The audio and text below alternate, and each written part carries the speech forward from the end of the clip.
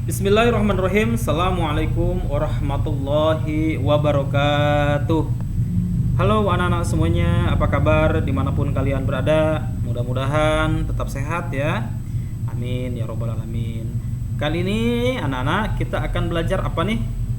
Kita akan melanjutkan ke KD 33, yaitu menjelaskan konsep campuran, zat, dan contoh perubahannya dalam kehidupan sehari-hari ya. Atau kalau berada di buku kalian, silahkan ya anak-anak buka bab 3, yaitu tentang klasifikasi materi dan perubahannya ya. Nah, ini yang akan kita pelajari bersama-sama ya. Pada pertemuan yang lalu kita sudah belajar tentang klasifikasi makhluk hidup. Nah, kali ini kita akan mempelajari klasifikasi dari materi atau benda ya, dan perubahan-perubahannya ya. Nah, sebelum lebih lengkap mengenai materi itu apa, perhatikan dulu gambar yang Bapak munculkan di layar ini ya. Nah, anak-anak pasti kalian sudah mengenal ya gambar-gambar ini. Nah, ini gambar apa? Tentu saja ini adalah gambar gunting, kemudian ada gembok dan kunci. Lalu di sampingnya ada gambar batu, dan ini adalah gambar 2 buah botol yang di dalamnya berisi air ya. Nah, kira-kira apa sih kaitannya? Kenapa Bapak memunculkan ini? Kok ada gambar gunting, kemudian kunci, batu, air? Apa kaitannya dengan pembelajaran kita hari ini? Nah, ini semua adalah contoh dari materi atau benda. Maka kalau kita lihat, nah ini benda dengan wujud yang berbeda-beda. Di wujudnya padat, air di dalam botol wujudnya cair ya. Ada satu lagi yaitu gas ya, atau udara. Nah, itu 3 wujud zat ya. Nah, apa yang dimaksud dengan materi dan apa kaitannya tadi dengan gambar itu ya? Pahami dulu. Materi itu apa? Materi diartikan sebagai segala sesuatu yang memiliki massa dan menempati ruang. Ya. Nah, ini materi bukan? Ini materi. Batu materi, air materi, udara materi. Air ini kenapa disebut materi? Karena dia memiliki massa dan menempati ruang. Dia berada di dalam botol, di dalam ruangan. Ya. Kemudian udara, ya udara juga berada di dalam ruangan. Misalnya di dalam sebuah ban, ya itu kan ada udara. Nah, ya udara di dalam ruangan, ya memiliki massa dan menempati ruang. Ya, jadi segala sesuatu yang memiliki massa dan menempati ruang maka disebut dengan materi. Ya. Nah, kita lanjut. Nah, materi itu ternyata ada 3 jenis berdasarkan wujudnya. Ya, apa saja? Yang pertama adalah padat. Contohnya tadi, ya, gunting, kemudian batu. Nah, itu materi yang wujudnya padat, ya. Pasir, ya, dan lain sebagainya. Banyak sekali meja, kursi, ya. Itu semua adalah materi yang wujudnya padat, ya.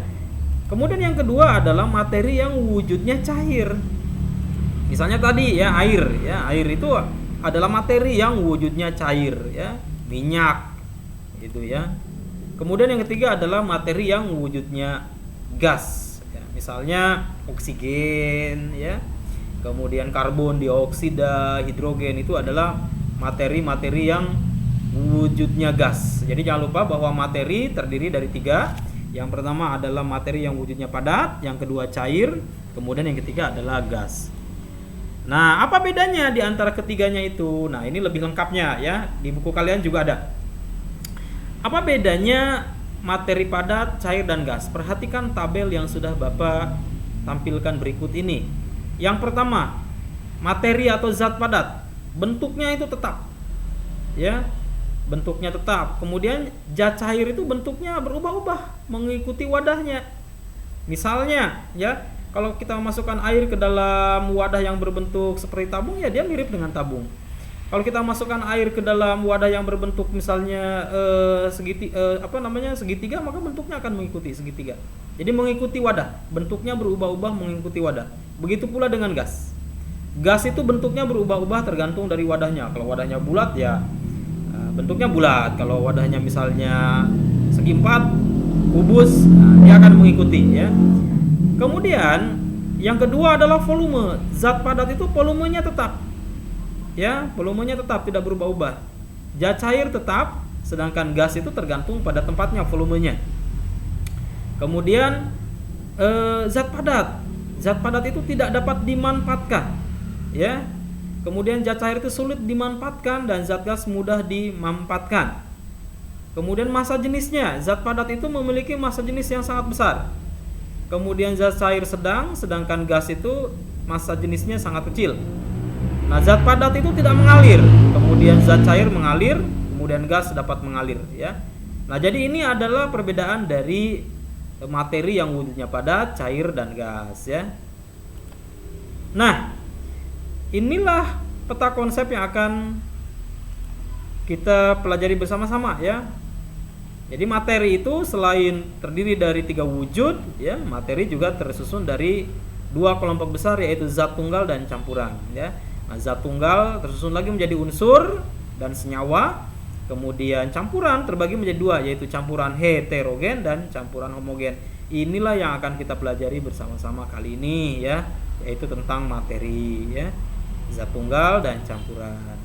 Nah, kita lanjut ya ke yang pertama, unsur. Apa sih yang dimaksud dengan unsur itu? Unsur adalah zat tunggal atau materi yang tidak dapat diuraikan lagi menjadi zat lain dengan reaksi kimia biasa.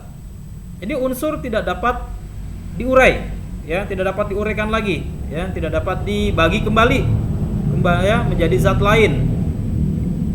Kalau dengan reaksi kimia yang biasa, ya. Jadi kalau mau diurai, dia bisa, tapi dengan reaksi kimia yang kompleks, ya. Nah, zat tunggal yang tidak dapat diuraikan lagi menjadi zat lain dengan reaksi kimia biasa disebut dengan unsur. Ada 3 kelompok unsur. Yang pertama adalah unsur logam. Nah, di buku kalian ada itu, ya, silakan dibuka, ya.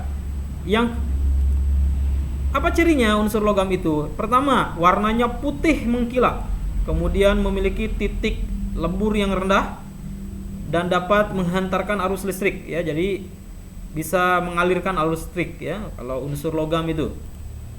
Kemudian dapat ditempa, dirubah, ya, menjadi bentuk apapun, ya.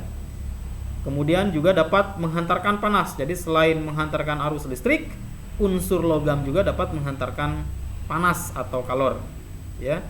Nah, umumnya apa? Umumnya unsur itu adalah zat padat. Ada banyak sekali unsur, ya, di sekeliling kita dalam kehidupan sehari-hari.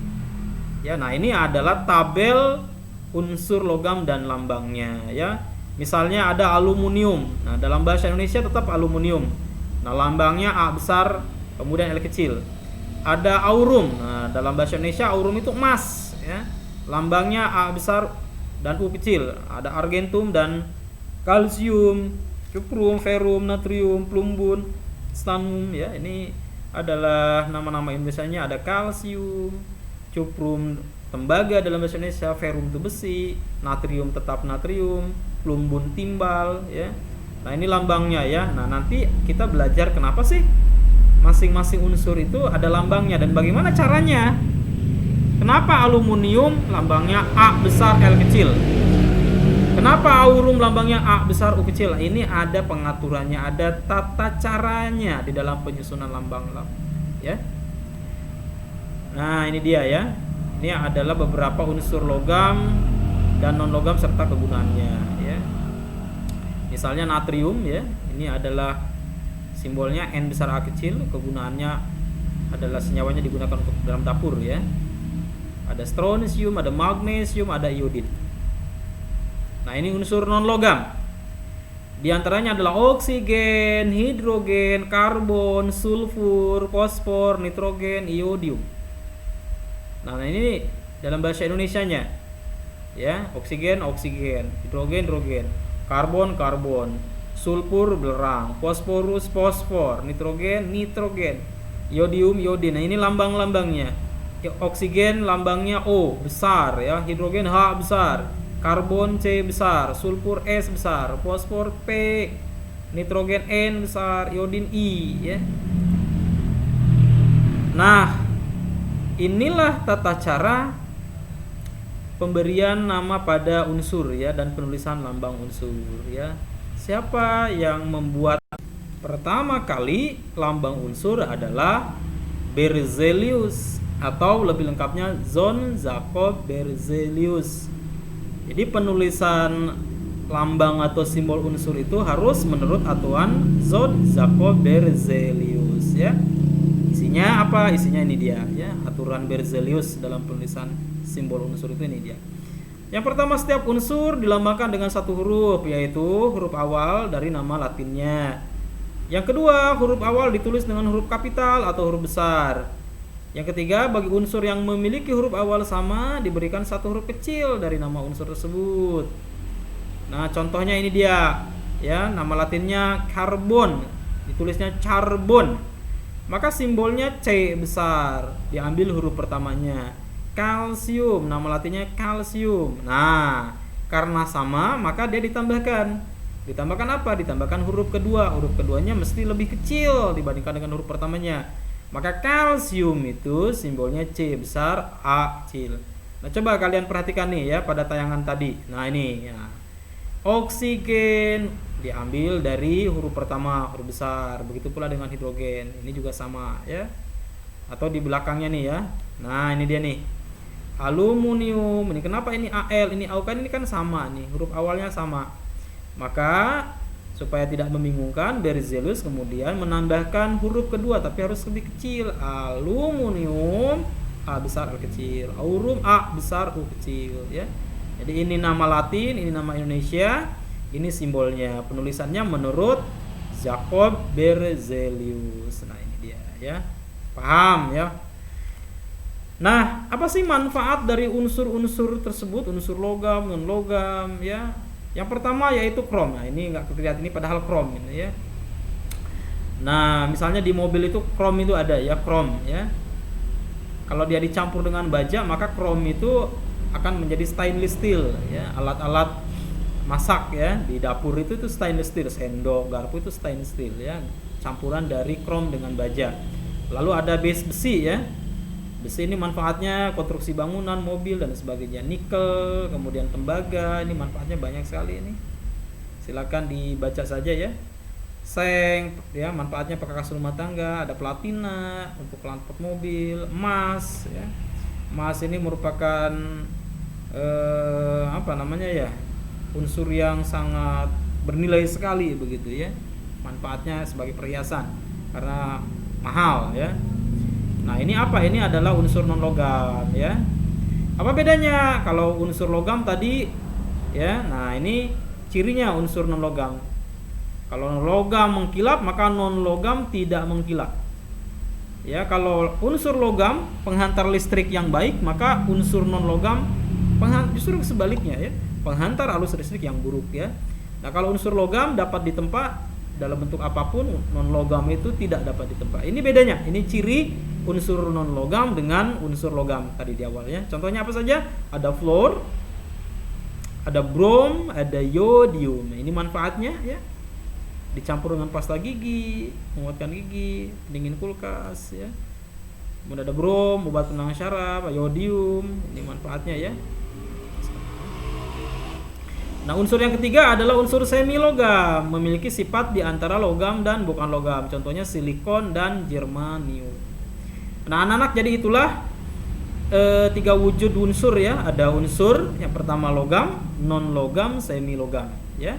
Definisinya jangan lupa, unsur adalah materi atau zat tunggal yang tidak dapat diuraikan lagi menjadi zat yang lebih sederhana melalui reaksi kimia biasa ya. Oke. Nah, berikutnya adalah senyawa. Apa sih senyawa itu? Senyawa adalah gabungan dari beberapa unsur. Jadi kalau unsur-unsur bergabung, maka dia akan membentuk senyawa. Bagaimana proses penggabungannya? Yaitu melalui reaksi kimia ya. Nah, ciri daripada senyawa adalah memiliki sifat yang berbeda dengan unsur-unsur penyusunnya. Nah, senyawa itu kan dibentuk oleh unsur. Nah, ketika dalam bentuk senyawa, maka sifatnya sudah berbeda dengan asal muasalnya, dengan bahannya, bahan pembentuknya yaitu unsur. Ya, jadi senyawa memiliki sifat yang berbeda dengan unsur-unsur penyusunnya. Ya, katakanlah senyawa itu bahannya adalah unsur. Ketika sudah terbentuk menjadi senyawa, maka dia sudah berbeda sifatnya dengan unsur-unsur pembentuknya. Misalnya senyawa itu adalah ini simbolnya adalah H2O, ini adalah air ya, dalam bahasa Indonesia ini merupakan simbol dari air, dibacanya dihidrogen monoksida, air. Ini air. Ya, air itu merupakan senyawa. Nah, dari mana dia terbentuknya? Air itu terbentuk dari dua unsur apa saja, yaitu hidrogen dan oksigen. Jadi kalau hidrogen dan oksigen ini bersenyawa, maka dia akan membentuk air. Ketika dalam bentuk senyawa air, wujudnya cair. Tetapi unsur-unsur pembentuk air itu awalnya hidrogen itu adalah gas yang sangat ringan dan mudah terbakar. Oksigen juga gas. Ya, jadi ketika mereka membentuk air, hidrogen dan oksigen, dia sudah berbeda sifatnya. Ini dia. Ini maksud bahwa senyawa memiliki sifat yang berbeda dengan unsur penyusunnya. Ya. Contoh yang lain misalnya NaCl atau natrium klorida ya. Garam. Garam itu wujudnya padat, rasanya asin. Tahukah anak-anak, garam itu senyawa yang tersusun dari apa? Dari dua unsur, ada natrium, ada klorin. Ya. Jadi bahan daripada natrium klorida adalah natrium dan klorin. Awalnya natrium itu ketika dia dalam bentuk unsur itu adalah gas yang sangat ringan. Ya, klorin juga gas dan beracun. Tetapi ketika NaCl terbentuk dari natrium dan klorin dalam suatu reaksi kimia, maka dia memiliki sifat yang berbeda dengan natrium dan klorin. Ya, padat, berwarna putih, berwarna agak putih kecoklatan sedikit lah ya. Kemudian rasanya juga asin, dan manfaatnya sangat besar sekali bagi tubuh kita. Ya. Nah, ini adalah beberapa contoh senyawa dalam kehidupan sehari-hari. Banyak sekali ya. Ada asam asetat atau kita kenal dengan sebutan asam cuka, amoniak, ada soda kue, ada karbon dioksida, ada aspirin, magnesium, asam klorida dan lain sebagainya, urea. Ini semua adalah senyawa ya. Senyawa-senyawa ini terbentuk dari dua atau lebih dari tiga unsur ya, seperti asam asetat atau asam cuka ini ada berapa unsur di sini? Ada tiga ya. Ada karbon, hidrogen dan oksigen ya. Ya, ini diuji sama asam askorbat ya, vitamin C juga tersusun dari tiga unsur, CHU. Ya. Kemudian apa lagi ya? Nah, ini juga sama nih, aspirin juga tersusun dari tiga unsur, CHU ya. Nah, itu senyawa ya. Berikutnya adalah campuran. Nah, campuran itu apa sih sebenarnya? Itu materi apa? Ya, itu zat apa? Nah, campuran adalah gabungan dari beberapa zat dengan perbandingan tidak tetap tanpa melalui reaksi kimia. Jadi gabungan dari beberapa zat. Ya, di dalamnya bisa ada zat padat, bisa ada zat cair. Ya, ketika digabung maka dia akan menjadi campuran.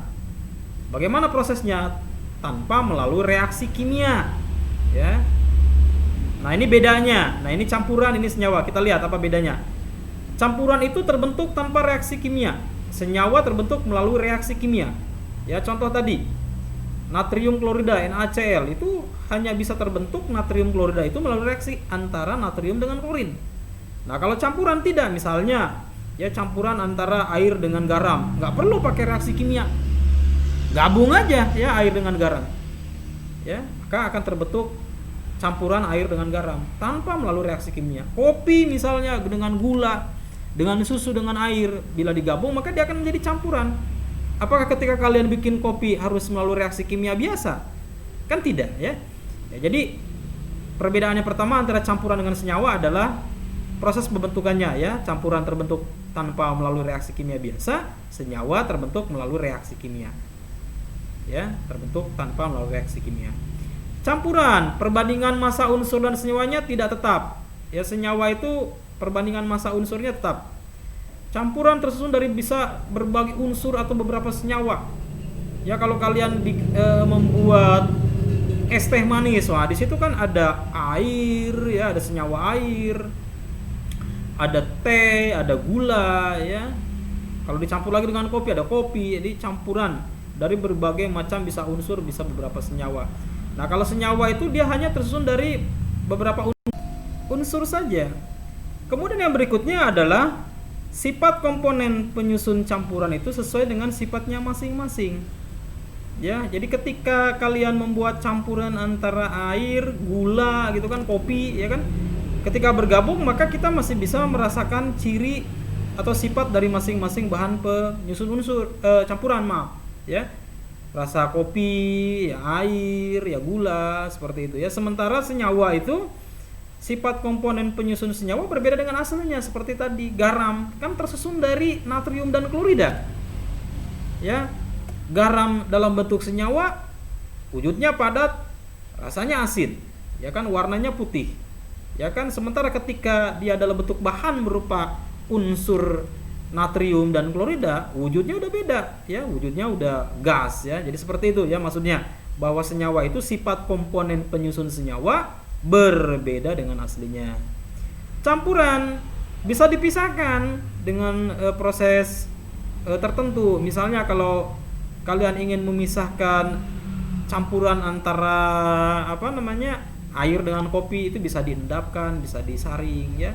Nah, sementara senyawa itu harus melalui proses kimia ya, baru bisa. Misalnya senyawa air ingin dipisahkan bahan penyusunnya berupa unsur hidrogen ya dan oksigen, itu harus melalui reaksi kimia ya. Jadi inilah perbedaan antara campuran dengan senyawa ya.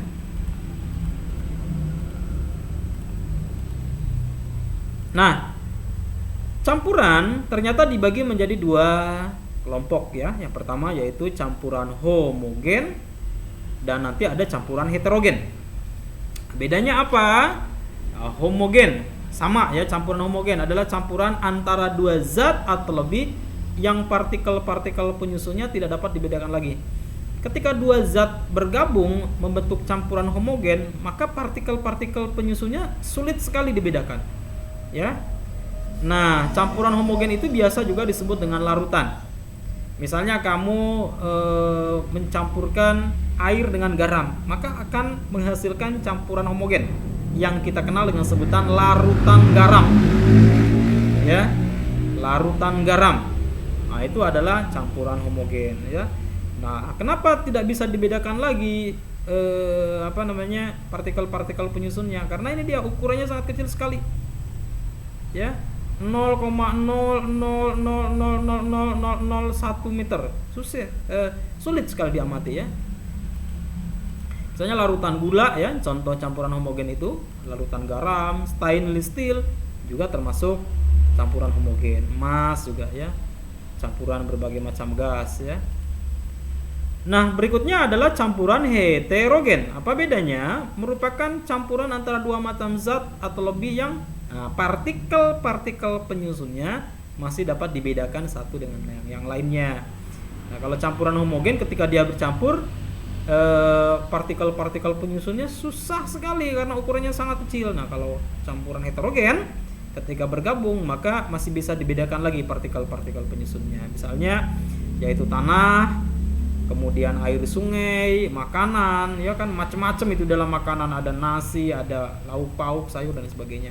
Minuman tadi ya, misalnya es campur, nah itu campuran heterogen itu. Air laut, campuran heterogen ya. Adonan kue, air, minyak, ya itu adalah campuran heterogen, air dan minyak ya. Nah, campuran heterogen dibagi lagi menjadi dua. Yang pertama disebut dengan koloid ya, yaitu partikel-partikelnya hanya dapat dilihat dengan mikroskop ultra namanya. Ya, campuran koloid itu hanya bisa dilihat oleh mikroskop ultra. Kenapa? Karena ukuran partikelnya 0,5 sampai dengan 1 mm ya. Contoh dari koloid, campuran heterogen yang pertama koloid yaitu susu, asap, kabut ya, agar-agar. Kemudian campuran heterogen yang kedua disebut dengan suspensi. Nah, partikelnya bisa dilihat dengan mikroskop biasa saja ya, karena ukurannya juga masih lumayan ya, yaitu sebesar 3 mm. Misalnya minyak dengan air ya, maksudnya ya, campuran antara minyak dengan air itu suspensi. Air keruh itu suspensi, air kapur itu suspensi ya. Nah, ini ya. Nah, baik ya anak-anak semua, alhamdulillah ya. Kita sudah menyelesaikan materi tentang unsur, senyawa dan campuran. Mudah-mudahan kalian semua bisa memahami ya apa yang Bapak sampaikan pada kesempatan kali ini ya. Nah, kalau nanti ada yang mau ditanyakan, jangan malu untuk bertanya ya. Silakanlah ketik di kolom komentar, Pak, saya mau bertanya tentang ini ya. Saya mau bertanya tentang itu. Bapak yakin masih banyaklah di antara kalian yang memang belum begitu paham betul begitu ya, karena memang kita dalam kondisi yang ya seperti inilah ya, tidak maksimal ya. Jadi ini pun Bapak buat semampu Bapak, mudah-mudahan kalian bisa bisa paham lah ya, bisa paham dengan apa yang Bapak sampaikan kali ini ya.